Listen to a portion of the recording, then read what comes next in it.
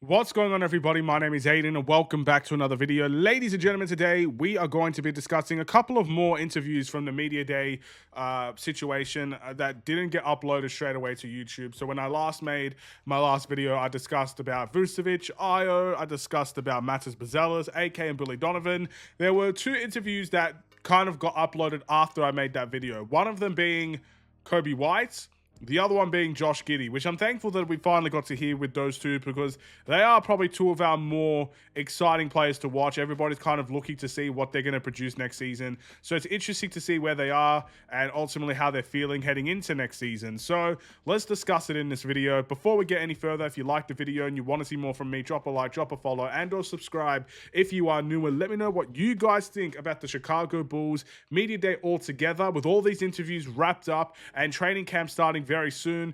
What do you guys think about what the Bulls players, management, coaching staff had to say about this season that we are all looking forward to at this point in time? The NBA season is very, very, very soon approaching, and preseason is very soon approaching as well. So let's talk about Josh Giddey first. Recently re-signed for the Chicago Bulls, and a lot of the questions were headed in that direction.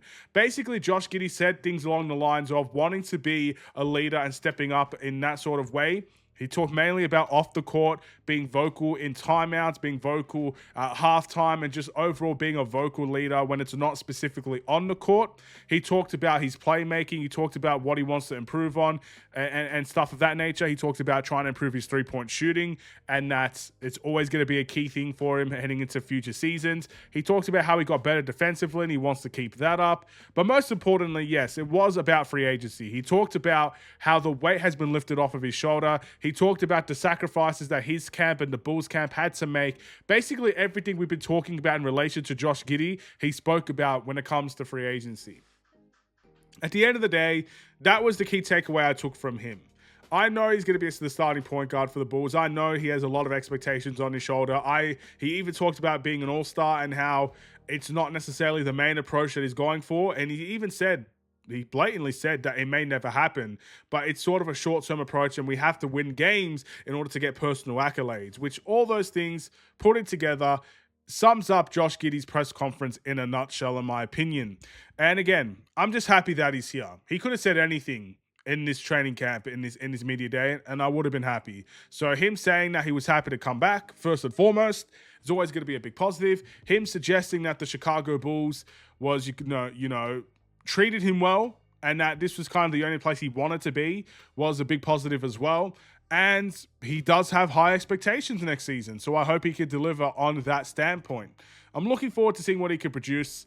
He's obviously a talented guy, and he talked about Yuki as well. Both Kobe White and Josh Giddey talked about Yuki and the character that he is and stuff of that nature. So if you guys like Yuki Kamawara, there you go. You got your little quotes about him also. With that being said, I want to turn our attention to Kobe White. I'm not going to make this a terribly long video because there's only two interviews to discuss. They talked about Kobe White in terms of free agency again.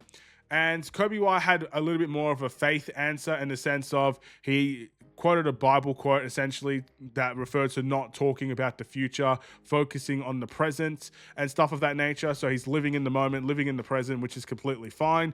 And he also suggested that, he wanted to be more of a leader in terms of being in the Chicago Bulls, very similar to Josh Giddey. They both talked about leadership and how they could be leaders. When coming to what he improved on, and the beautiful thing about Kobe White is that when he says he's improved on something, most of the time you can tell. There are a couple of players when they say, yeah, I improved on this and I improved on that and I improved in this and I improved in that. Most of the time you can't tell from the eye test. With Kobe White, when you see his game and you see how much it's evolved from year to year to year, you can genuinely tell that there has been improvements made.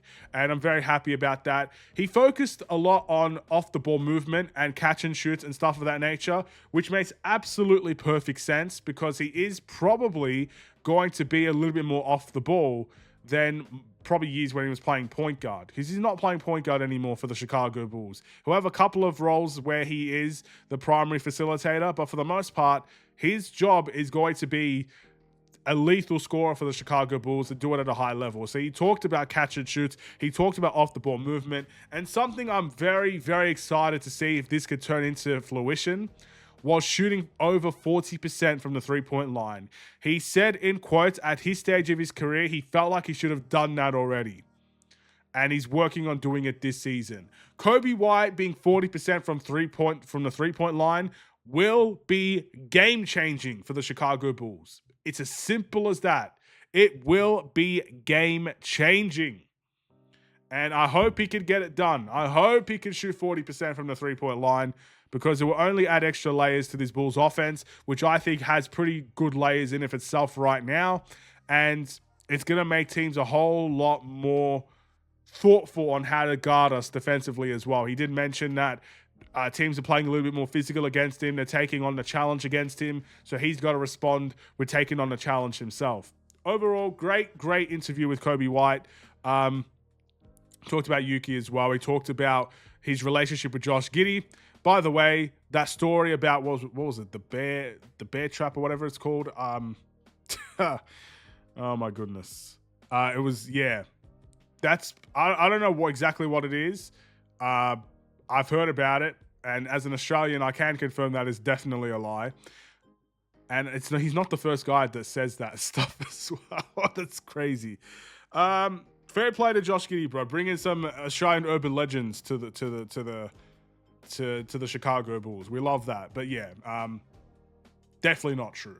Anyway, that's all I'm really going to talk about today. Thank you for watching. I'll see you guys in the next one. Stay safe, stay healthy, and stay tuned for more. Take care, and peace.